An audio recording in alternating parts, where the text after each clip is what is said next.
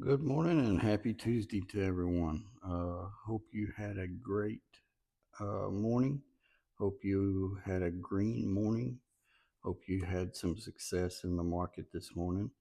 Uh, there was a few options this morning. I had two trades and ended the day up $68.22. I know big winners, um, but I'm not looking for the home runs. I'm looking for base hits.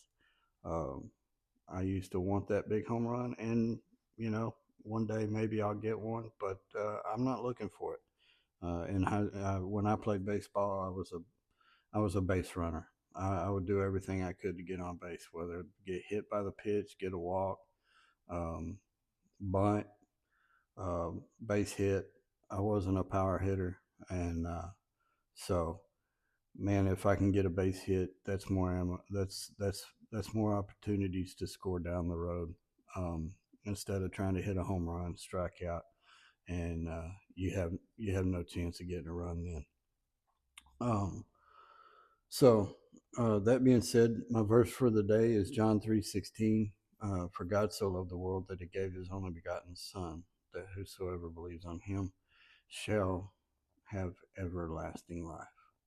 Um, love to share the gospel with you. Um, and if you have any questions about it, please let me know in the comments. If you need prayer, let me know in the comments. I'll be happy to pray for you. Any chance I get to pray, uh, I love to take it. Um, that being said, let's hop into today's two trades. I had two trades. One of them was kind of outside of my normal criteria. It was really no news. Um, and it was below a dollar, oh, way below a dollar, 55 cents. Um, I overslept this morning, so I was late getting to the charts. And when I got on the charts, this is about where S dot was. Looking at it, had some pretty decent movement. It was pretty clean.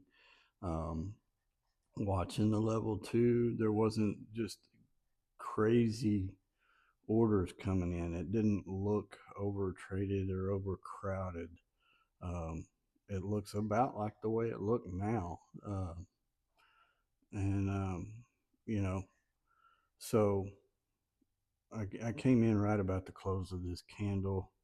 Um, got this little pullback. So I thought, you know what? If the opportunity presents itself, this will be a nice little break the ice base hit. So I got his pullback. It came back. Then this pullback, this hammer candle here. Uh, I love the hammer candle. I talk about them just about every video. But I got this nice little hammer candle, so I was looking for the break of this high to get in. Um, and as soon as it broke, I hit the buy order and got in at 59 cents. It was kind of grindy, but I was in profit. Um, and I decided, hey, let's see if we can add to the position and just try something out here. If not, I'll bail out pretty quick and move on.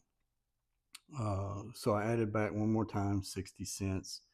I think it was actually like 59.99. Because when it's below a dollar, it shows to the hundredth of a cent.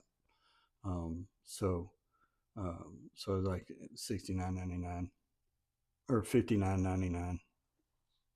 Uh, and then it ran up to 61, pulled back, and as soon as it pulled back, I went ahead and closed the position. Nice little $27 gain on the morning. Um, Again, just looking for base hits, not trying to not trying to burn the house down, not trying to impress anybody.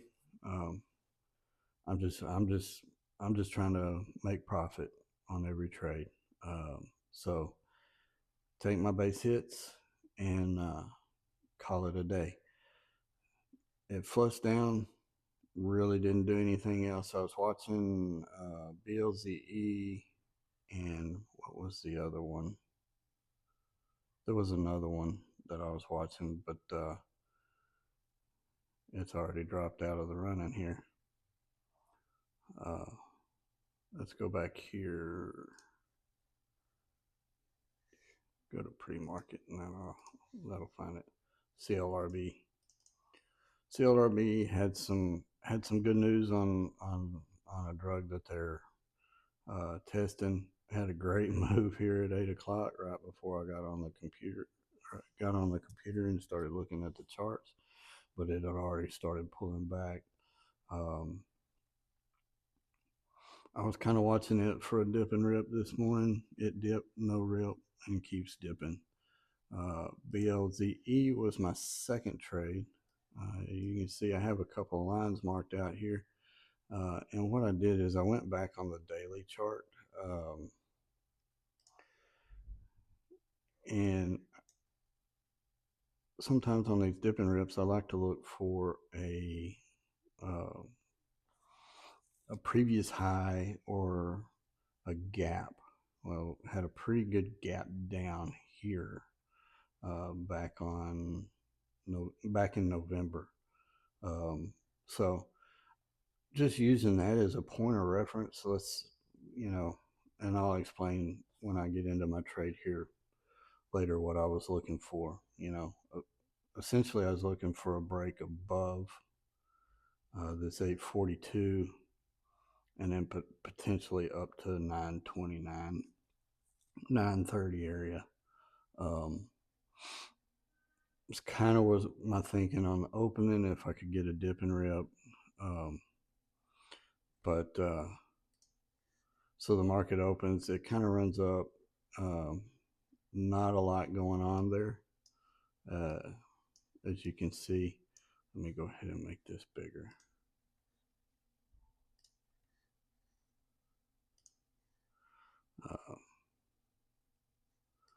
So, you got this candle here at open,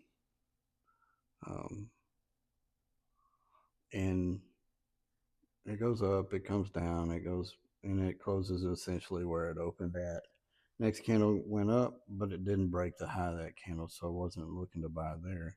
This one broke, but then pulled right back down. So it wasn't really, when this candle opened and closed, ideally what I'm looking for is for it to break that candle and kind of hold above it, and watch your volume, see what's coming through on the orders. But like I said, it went up and came right back down. Watching how the candle forms will tell you a lot about what that candle's telling you. Every candle's a chapter in the book. And just reading the candle as it's forming will tell you more than just looking at the candle as it sits. And when I was watching this candle, it opened up here, started pushing up, broke up hard, and then came right back down. So when I saw this hard flush, it didn't come all the way back down, but it flushed hard here. I was thinking, okay, let's see if this candle closes higher than this one, then I might be a buyer here. But it didn't. It continued to flush down and then closed here. Then the next candle pushed up, but it doesn't break over the high of this one. Why I'm not trading that one. This one closes down, a little pullback, and then you get a very bullish candle. So you got kind of a long bottom tail. And so I'm thinking, okay, we might get something pulling here. Then we get this hammer candle. But at this point, I'm thinking I want to see, after seeing this big topping tail here, I get this hammer candle, but I want to see it break over this area right here, because that was our last green high. And this is just my thinking. I know a lot of you're being taught, when it breaks the high of the previous candle, uh, well, ultimately it works out, but you're going to be waiting a little bit. I want to see it run. So we get this good hammer candle, and I'm thinking, okay, we're going to get the we're gonna hammer out the bottom here, and that's exactly what it does. A second little red hammer candle there, and then we got this nice little doji with a little more volume. Uh, this one was really low volume, only had 218,000, and then 400,000, and then what I'm looking at on this candle when it opens up, you see we got a double top right here and here at 783. So at this point, I want to see it break 783. As soon as it breaks 783, I'm in, and I'm looking for a break of 8 and then up to 842, which is that line I had marked out. Um, so it pops up through there really quick. It was quick, and I got in at 793. Uh, and then it kind of stalled out here at 8. It was kind of hovering around. And what I do in market hours, this is just what I do. It's what I like to do. It helps me hold on to winners a little longer. Is I have a stop loss set. And what I had when I had it pops up at 10%, but I'll move it up to this low. And you see, you got a double bottom here, so I moved it up to this low. As soon as I'm in profit, um, I put my stop loss up above my entry point, and then I'm in at 793. I just set it up here at 795, and then I just trail it up. So we'll just use this line as my stop loss and drag it down here. That way I don't have to add another line. So it'll pop up down here at 10% below the entry level. So you can do the math, whatever 793 was minus 10%.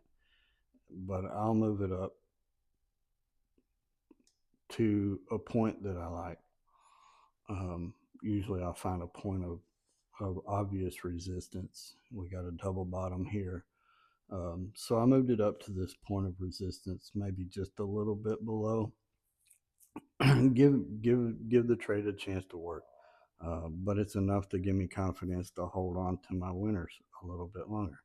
So it's when it come up here and it's kind of hovering at 8, I went ahead and moved my stop up to 793, 792, 4, something like that. So I'm still giving myself room for it to work. It's hovering around here, and then it pops up. It breaks over 8, so I'm trailing it up. And then 826 is where I stopped out.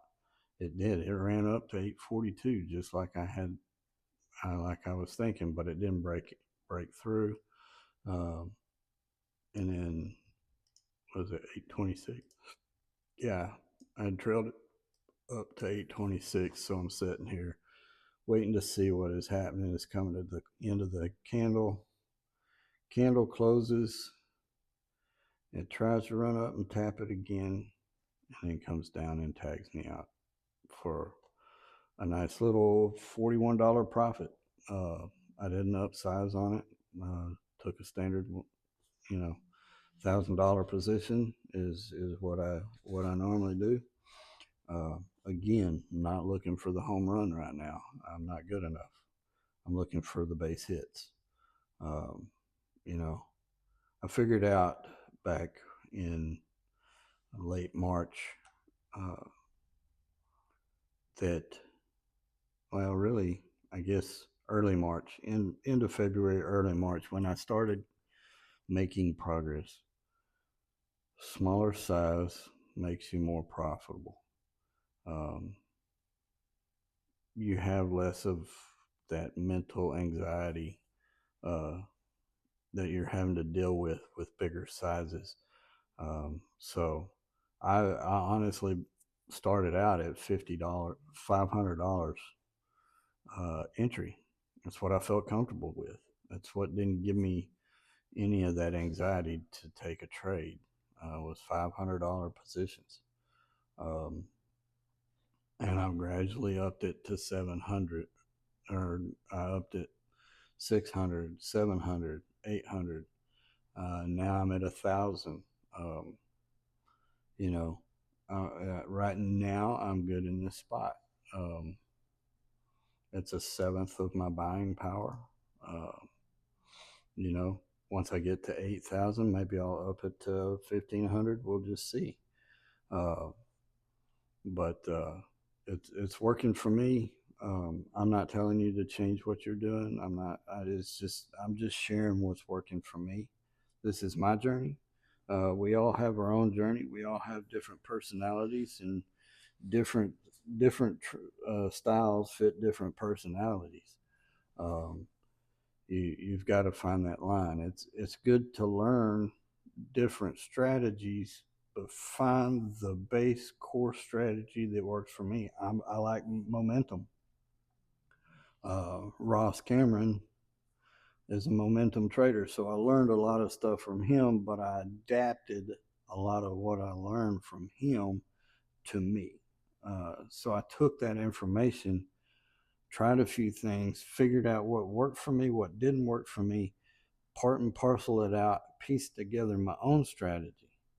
Um, the way I trade in pre-market is different than the way I trade in regular market hours. Figuring out what times of the day I do the best in, between uh, 8:30 and 10:30 Eastern time works best for me. I'm in Central time, so between 7:30 and 9:30 are the best. That's where I do the best in the market. That's where I make the most money. That's where I have the most success. Um, you know, between $1 and $10, that's my general area that I do the best. I make the most money in. I have the most success in. So just drilling down on your metrics, figuring out what works, what doesn't work, um, and then making sure you stick to your rules. Yesterday, I got sloppy. Uh, really kind of got lucky on yesterday. This morning, really happy. Really happy with the way I traded. Leave me comments down below. Let me know what you think. Is there something I could have done different? Did I miss something? How would you have traded it? Let me know. Before I go, real quick, just got to give Jeremy Day Trade another shout out. Guy has really great content. Does a really great job of breaking down his day, his thoughts. Um, Go support him. He's another new trader. Um, and as I understand it, he and I started really hammering down on this day trading thing at about the same time. I started in December, and I believe he started in December. So really good guy, great content. Go check him out. You'll enjoy it. Like, share, subscribe. Um, Let me know what you'd like to see in the future. I appreciate it. God bless you all.